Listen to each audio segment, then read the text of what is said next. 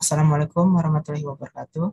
Jadi pada kali ini kita akan mempelajari mengenai utilitas bangunan 2. Nah, bedanya dengan utilitas bangunan satu, pada utilitas bangunan 2 ini akan dibahas mengenai sistem kelistrikan suatu bangunan, ada juga tentang dibahas mengenai kebutuhan AC, kemudian pencahayaan, kemudian untuk transportasi vertikal berupa elevator dan eskalator, dan juga mengenai sistem penangkal petir, dan yang terakhir yaitu mengenai sistem jaringan atau jaringan internet pada satu bangunan yang berupa jaringan menggunakan kabel maupun tanpa kabel. Untuk pertemuan pertama ini akan dibahas mengenai dasar-dasar kelistrikan sebuah bangunan. Yang pertama yang perlu diketahui yaitu pemasok tenaga listrik. Jadi di Indonesia ini pemasok tenaga listrik berasal dari pembangkit listrik yang di operator atau yang dikendalikan oleh PLN, kemudian dialirkan ke tegangan tinggi, kemudian dialirkan ke gardu induk PLN. Nah, dari gardu induk PLN ini dialirkan ke tegangan menengah, kemudian dialirkan ke gardu lingkungan. Nah, dari gardu lingkungan dialirkan ke tegangan rendah, sehingga pada akhirnya akan dialirkan ke rumah pelanggan, dapat berupa perumahan atau bangunan tinggi. Jadi untuk gardu induk ini biasa satu gardu induk dapat melayani beberapa rumah pelanggan. Nah, namun untuk khususnya untuk bangunan tinggi dapat terdiri dari beberapa gardu induk. Atau bahkan satu gardu induk atau satu bangunan tinggi dapat juga lebih dari satu.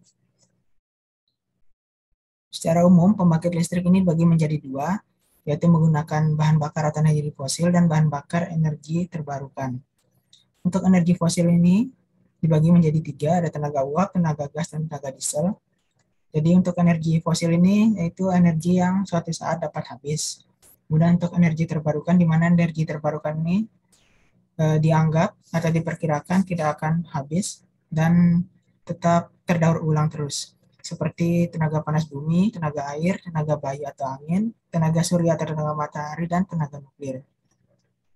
Jadi untuk di Indonesia terdapat beberapa pembangkit, seperti pada contoh gambar sebelah kanan ini ada PLTU Suralaya, PLT Gas Sambera, PLT Air Raja Mandala, PLT Nuklir, dan PLT Bayu atau tenaga angin SKA. Selanjutnya untuk kabel pasokan listrik. Jadi ada kabel pasokan listrik bawah tanah dan juga kabel udara. Jadi untuk kabel bawah tanah ini, jadi pengalirannya atau kabelnya ditanam di bawah tanah, di mana di dalam bawah tanah itu terdapat kotak sambungan kabel, kemudian salurannya melalui bawah tanah, kemudian dialirkan ke atas ke meteran pemakaian listrik. Nah, dari meteran pemakaian listrik ini barulah dialirkan ke atau didistribusikan ke bagian-bagian tiap bangunan. Nah, yang kedua yaitu pasokan listrik dengan kabel udara, di mana dengan kabel udara ini yang paling umum ditemui di Indonesia. Nah, jadi untuk kabel udara ini di, diletakkan di tiang-tiang listrik PLN. Nah, di mana di tiang listrik PLN ini terdapat transformator. Selanjutnya dialirkan ke bagian-bagian atap tiap bangunan.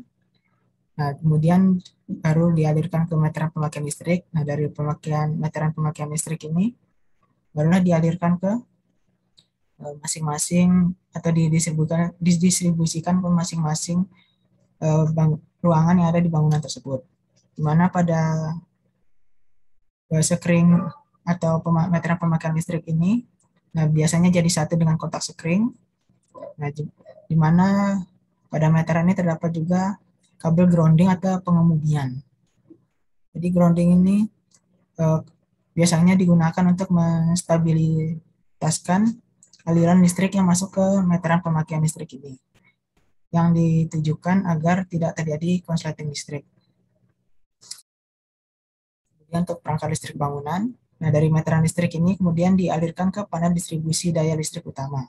Jadi ini pasukan utamanya, di mana di dalam panel distribusi ini terdapat juga pemutus daya listrik utama, dan ini untuk pemutus daya listrik tambahan. Nah, tambahan ini maksudnya untuk yang dialirkan ke tiap-tiap ruangan ini. Jadi tiap ruangan memiliki pemutus daya listrik sendiri.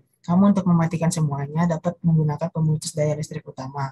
Atau jika terjadi konsleting yang cukup berbahaya, maka pemutus daya listrik utama ini akan mati dengan otomatis. Kemudian untuk instalasi kabel dapat diinstalasi melalui plafon, di mana terdapat ada ini saluran utamanya, kemudian ada penggantung rak kabel, di mana dalam rak kabel ini terdapat kabel-kabel, bisa kabel listrik, bisa juga kabel telepon. Kemudian terdapat kap lampu di plafon. Selanjutnya dialirkan ke saklar yang ada di dinding dan juga stop-stop kontak yang biasanya dipasang di dinding juga.